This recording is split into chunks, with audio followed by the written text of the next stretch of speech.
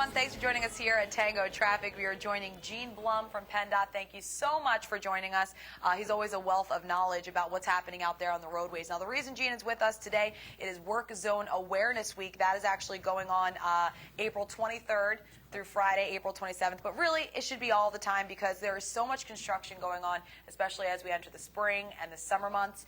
And the theme is Don't Barrel Through Work Zone, Drive Smart to Arrive Alive, which is so important. Now, Jason and you covered a couple of the things you should do when you are in a work zone, but I don't think people are really aware of the repercussions of not doing what you should do throughout a work zone. That's right, Kristen. If you are traveling over 11 miles per hour over the speed limit of work zone, and convicted and caught by the police, you will lose your license for 15 days. And that is serious stuff. I mean, not something you want to mess with. No, if you can afford to be without your car and be without driving for 2 weeks, Yep. I mean, I don't think anyone can. No. And if your speed resulted in a crash in the work zone, your license also will be suspended for 15 days. Oh my goodness. Well, I mean, we here on the Platte, and I know you and I were just having a conversation about it. I mean, there was like a period of 2 weeks where we saw literally an accident 2 to 3 times a morning out there on the Platte because people just driving too fast through that area.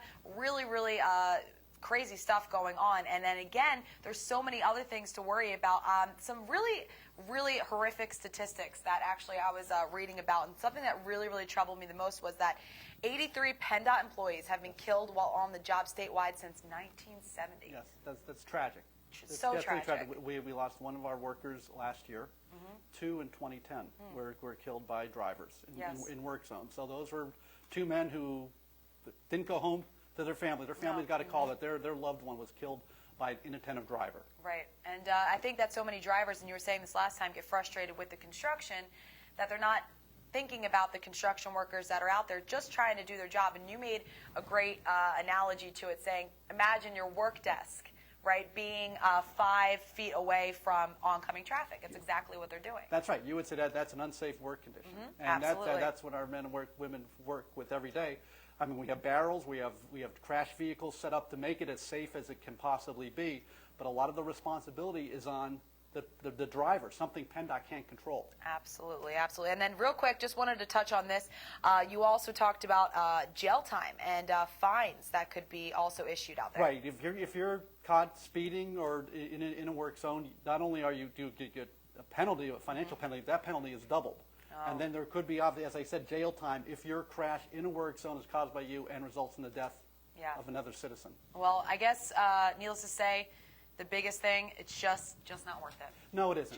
Just take your time, keep your eyes on the road. It's speed and inattentiveness, Yes. and the distractions that the drivers deal with. Right.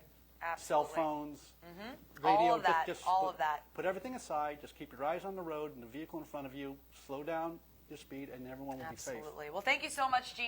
Thanks, As always, Kristen. you are Thank you very much. Great to talk to. We're going to go ahead, take it over to Jason. He's